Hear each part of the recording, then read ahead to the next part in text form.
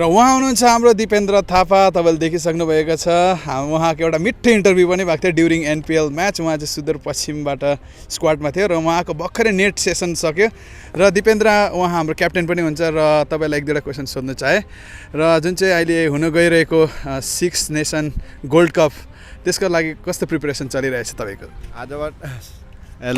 आजबाट चाहिँ प्रिपरेसन हाम्रो स्टार्ट भयो। आज पहिलो दिन अलि ह्युमिडिटी बढी छ, गर्मी छ, हावा लागिरहेन, अलि च्यालेन्जिङ भयो भनौँ। र तपाईँले धेरै समयदेखि नै जब एभरेस्ट हुलको इस्टाब्लिस भयो युएमा तपाईँले सुरुबाट नै क्याप्टेन्सी गरिरहनु भएको छ र ट्यालेन्ट हन्टको मार्फत पनि धेरै हामीले ट्यालेन्टहरू नेपाली ट्यालेन्टहरूलाई युएमा धेरै अपर्च्युनिटीहरू दिइसकेको छ।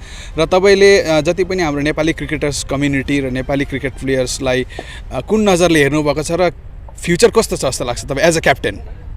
अब केटाहरू हामीले धेरै ट्यालेन्ट हन्ट गरायौँ अनि नयाँ नयाँ केटाहरू आइरहेछ, ट्यालेन्टेड केटाहरू आइरहेछ। अब तिनीहरूलाई चाहिँ अब प्र्याक्टिसहरूमा नेट प्र्याक्टिसहरूमा ल्याएर अनि म्याचेसहरूमा चान्सेसहरू दिएर चाहिँ उनीहरूको गेम कस्तो छ, सबैभन्दा इम्पोर्टेन्ट कुरा चाहिँ नेटभन्दा नि म्याचमा कस्तो खेल्छ, कस्तो कन्फिडेन्स छ त्यो हो।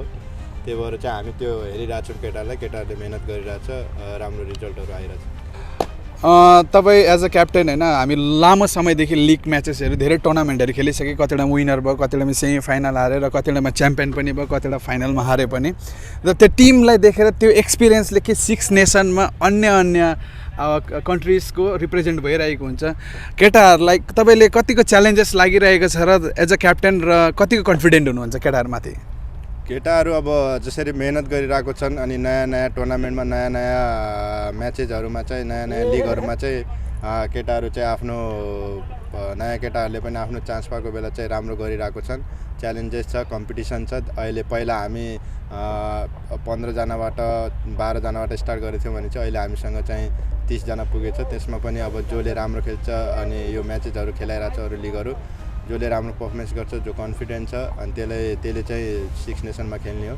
त्यसमा पनि राम्रो केटाहरू छ, कम्पिटिसन धेरै छ। जति कम्पिटिसन भयो त्यति राम्रो टिम निस्किने हो। र मलाई चाहिँ आफ्नो केटाहरूमाथि जुन मेहनत गरिरहेको छन्, जुन पर्फर्मेन्स गरिरहेको छन् त्यसले गर्दा चाहिँ कन्फिडेन्स चाहिँ लागिरहेको छ।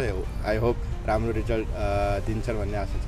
र जति पनि आजसम्म धेरै टुर्नामेन्टहरू खेल्यो र एभरेस्ट हुलको लिडर बोर्डको अनुसार र डे बाई डेको जति पनि पर्फर्मेन्सको अनुसारमा हेर्नु हो भने तपाईँले 6जना कन्फर्म प्लेयर तपाईँलाई लाग्छ एज अ क्याप्टेन भने त्यो पनि तपाईँ इफ यु आर कम्फर्टेबल होइन एज पर लिडर बोर्ड र as per leaderboard plus as per performance जुन चाहिँ कन्सिस्टेन्सी देखाइरहेछ केटाहरूले, तपाईँहरूलाई 6जना तपाईँको की प्लेयर चाहिँ को हो जस्तो लाग्छ?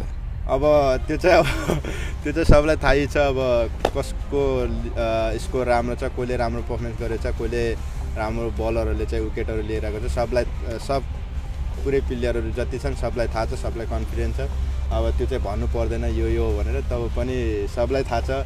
सबै केटाहरू होइन म यसले राम्रो गरिरहेछ म पर्दैन भन्ने कसैको छैन। सबले चाहिँ यो दाइले राम्रो खेल्छ अनि यो साथीले राम्रो खेल्छ, म पनि राम्रो खेल्छु, म पनि कम्पिटिसन दिन्छु भन्ने त्यस्तो पोजिटिभ माइन्डसेट छ। त्यसले गर्दा चाहिँ टिमको माहौल राम्रो भइरहेछ र रिजल्ट पनि धेरै राम्रो आइरहेछ। कुनै टुर्नामेन्टहरूमा फाइनलमा पुग्यौँ, सेमी फाइनलमा पुग्यौँ, हार्नु अलग कुरा छ, तर त्यो कन्फिडेन्ट अनि अहिले छोटो समयमा हामीले युए जस्तो लङ इयर्सबाट खेलिरहेको अरू कन्ट्रीको टिमहरूभन्दा हामी भर्खर नयाँ हो हाम्रो केटाहरू। र त्यो हेर्दाखेरि चाहिँ हाम्रो केटाहरू चाहिँ बढी ट्यालेन्टेड अनि बढी कन्फिडेन्स छन् जस्तो लाग्छ। र उहाँ हुनुहुन्छ Dipendra Thapa, captain. Thank you so much.